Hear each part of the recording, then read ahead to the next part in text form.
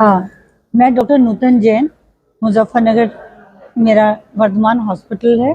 और वैसे मैं गायनेकोलॉजिस्ट हूँ, लेकिन मेरी सुपर स्पेशलिटी लेप्रोस्कोपिक सर्जरी है और लेप्रोस्कोपिक सर्जरी करते हुए करीब 40 वर्ष हो गए और इस लंबे सफ़र में अब हमारे पास ज़्यादा से ज़्यादा बहुत कॉम्प्लिकेटेड केसेस आते हैं। कभी-कभी ज़्यादातर मरीज़ ये कहते हैं अब हम सुप्रीम कोर्ट में आए हैं, हमें सही पता चल जाएगा क्या डायग्नोसिस है और क्या मैनेजमेंट है। तो इस समय मेरा जो आपसे रूबरू होने का कारण है, मैं ये देख रहे हैं कि बच्चेदानी का जो कैंसर है वो बहुत तेज़ी से बढ़ के आता है। हम लोग अभी तक बच्चेदानी के मुंह के कैंसर को ही ज़्यादा समझते थे, लेकिन जो पूरी बच्चेदानी है उसका कैंसर भी अब बहुत ज़्यादा कॉमन हो रहा है और मेडिकल फील्ड से जुड़े हुए लोग तो पहले से ही जानते हैं कि अधिक वजन का होना, डायबिटीज़ का होना, हार्मोन्स का डिस्टर्बेंस होना, गलत लाइफस्टाइल होना और अपना डिस्टर्बेंस होना, गलत लाइफस्टाइल होना और अपना शरीर को एक्टिव कम रखना या एक्सरसाइज की कमी, ये सबसे बड़े फैक्टर्स हैं कि जिनकी वजह से बच्चेदानी का कैंसर बहुत तेज़ी से बढ़ रहा है। तो सबसे पहले मैं आपको ये बताना चाहूँगी कि आपको ये सबसे ज़्यादा कब सोचना चाहिए कि मुझे भी ऐसा तो नहीं हो रहा कभी। एक कॉमन हम लोगों की यहाँ एक मिस्टेक है या मिथ है कि जब स्त्री करीब 45 और 50-55 वर्ष के बीच में होती है और उसको अधिक मेंस्ट्रुअल ब्लीडिंग या मासिक स्राव होना शुरू होता है, तो वो ये समझती हैं कि अभी ये माहवारी जाने का सिम्टम है और वो इस पे कोई ध्यान नहीं देती। वो अपनी सहेली से या परिवार के सदस्यों से डिस्कस भी करती हैं, तो उनको यही कह दिया जाता है कि अब तो तुम्हारा मेनोपॉज़ हो रहा है, तो इस तरह की ब्लीडिंग होएगी ही और वो इसी में कई बार 2 या 3 साल निकाल देती हैं, जिनमें जो बच्चेदानी का कैंसर है, वो भी इसी तरह से प्रेज़ेंट करता है। तो मेरे दर्शकों को ये रिक्वेस्ट है कि इस समय पे उसको कोई नॉर्मल चीज़ ना समझें और एक विशेषज्ञ की राय ज़रूर लें और अगर विशेषज्ञ कहता है कि अल्ट्रासाउंड करा लो, पैप स्मीयर करा लो या एंडोमेट्रियल बायोप्सी करा लो, तो उसको ऐसा ना समझें कि डॉक्टर्स तो ऐसे ही टेस्ट बताते ही रहते हैं। ये टेस्ट आपके लिए जान बचाने वाले हो सकते हैं, क्योंकि इनसे पता चलेगा कि आपको सादा रसौली है या कुछ भी नहीं है, वो माहवारी जाने वाली चीज़ निकल आ सकती है, लेकिन मेरे हिसाब से उसकी परसेंटेज बहुत कम होती है। जितनी ज़्यादा परसेंटेज कोई रसौली निकलने की या बच्चेदानी के कैंसर की होती है, सादा किस्म से ज़्यादा ब्लीडिंग होना बहुत कम है। तो सबसे पहला चीज़ तो हमारी मानसिकता में ये आना चाहिए कि हम इस चीज़ के लिए अवेयर रहें कि अगर हम इस चीज़ों से अपना वज़न हमारा ज़्यादा है, हम ऑलरेडी डायबिटिक हैं,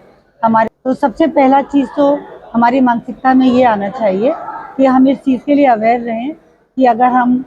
इस चीज़ों से अपना वज़न हमारा ज़्यादा है, हम ऑलरेडी डायबिटिक हैं, हमारे को थायराइड भी है, हमारा हार्मोन्स डिस्टर्ब ऑलरेडी चल रहे हैं, तो हमें उसके बारे में खुद भी जागरूक होना चाहिए और डॉक्टर को जाके दिखा लेना चाहिए। अगर हम बात करते हैं इस सर्जरी की, तो परसेंटेज क्या है महिलाओं में इस सर्जरी का?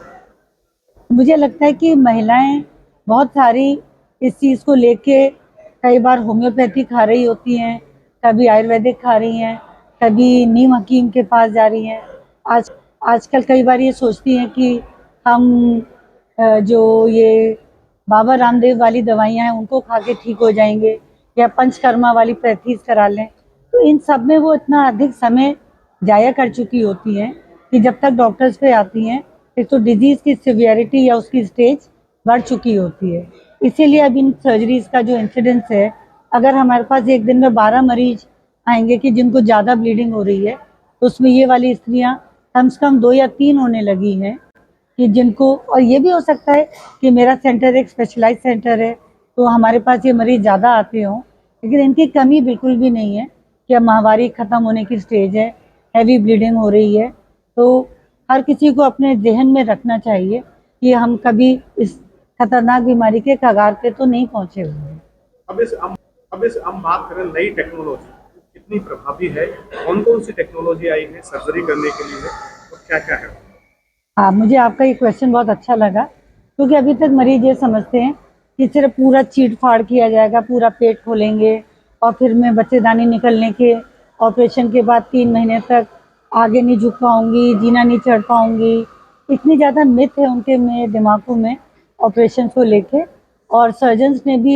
भी इस चीज़ को कम करने के लिए सिर्फ बहुत छोटे से 5 मिलीमीटर के या 3 मिलीमीटर के सुराख, जिसे हम लोग लेप्रोस्कोप कहते हैं, उसके ज़रिए से ये सर्जरी करना शुरू किया है। और उससे ये सर्जरी सुबह करके अगर आप हमारे हॉस्पिटल के वीडियोस देखें, जो मरीज को शाम को ही योगा, प्राणायाम और उनको बहुत तरह की एक्सरसाइजेज, ओम का उच्चारण कराते हैं, जिससे कि उनकी रिकवरी फास्ट हो। बल्कि उनको एक फुटबॉल भी हम देते हैं कि आपस में इससे खेलें, जिससे मरीज का वो डर निकल जाता है कि मैं झुक नहीं सकती, मैं उठा नहीं सकती, तो उनकी रिकवरी काफ़ी तेज हो जाती है। तो एक तो एडवांसमेंट लेप्रोस्कोप का आ गया। अब दूसरा, कैंसर की और विशिष्ट केयर को आसान बनाने के लिए लेप्रोस्कोपी में ही स्पेशलाइज्ड कैमरे का इन्वेंट किया गया है, जिसमें कि आईसीजी डाई, एक विशेष तरह की डाई होती है जो कि कैंसर से प्रभावित एरिया को हरे रंग का कर देता है। वो फ्लोरेसेंट ग्रीन की तरह ऐसे ब्लिंक करने लगता है। तो पहले तो ये माना जाता है कि अगर कैंसर हो गया है तो और बहुत ज़्यादा एडवांस, बहुत बड़ी सर्जरी की जाएगी, बहुत एक्सटेंसिव तरह से अंदर का शरीर निकाला जाएगा। तो वो सब चीज़ें अब थिंग ऑफ द पास्ट होती जा रही हैं। अब ये कहा जाता है कि लेस इज़ मोर, अर्थात थोड़ी ही सर्जरी करो, जैसे कि मरीज की क्वालिटी ऑफ लाइफ उतनी एक्सटेंसिव सर्जरी से ख़राब ना की जाए। तो हम लोग आईसीजी डाई को थोड़ा सा गर्भाशय में इंजेक्ट करते हैं और कैमरे का मोड चेंज करते हैं, तो जो कैंसर से प्रभावित नोड्स हैं वो हरे रंग की दिखने लगती हैं और सिर्फ उतना ही निकाला जाए। और अगर वो कैंसर से प्रभावित आती हैं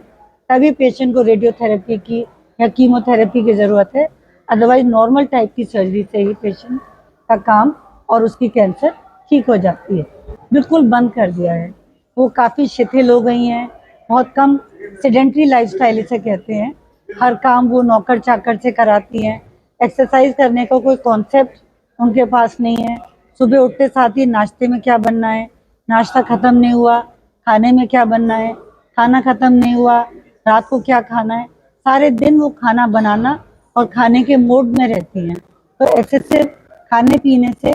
वजन बढ़ रहा है, थायराइड की बीमारी आ रही है, शुगर बढ़ रहा है। तो कैंसर के लिए ये सभी चीज़ें काफ़ी तरह से जिम्मेदार हैं। जबकि वेस्ट में अगर हम देखें, अगर हम कॉन्फ्रेंस में भी जाते हैं, हम लोग तो टैक्सी लेके जाना चाहते हैं कॉन्फ्रेंस हॉल में, और यूरोप के डॉक्टर्स अपनी छतरी हाथ में उठाई और पैदल भागते हैं, अरे वी विल वॉक।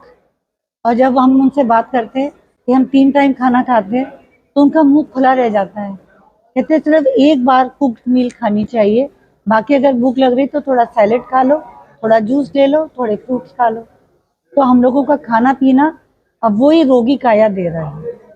तो विदेशों के कंपैरिजन में हम लोग इसीलिए ज़्यादा ग्रस्त हैं कि हमारा लाइफस्टाइल, फ़ोन, टेलीविज़न, बैठे रहना, गप्पे मारना और अपने ऊपर टाइम देना, एक्सरसाइज करना, योगा करना, उस पे कमी, हम लोग उसमें बहुत कंजूसी बरतते हैं।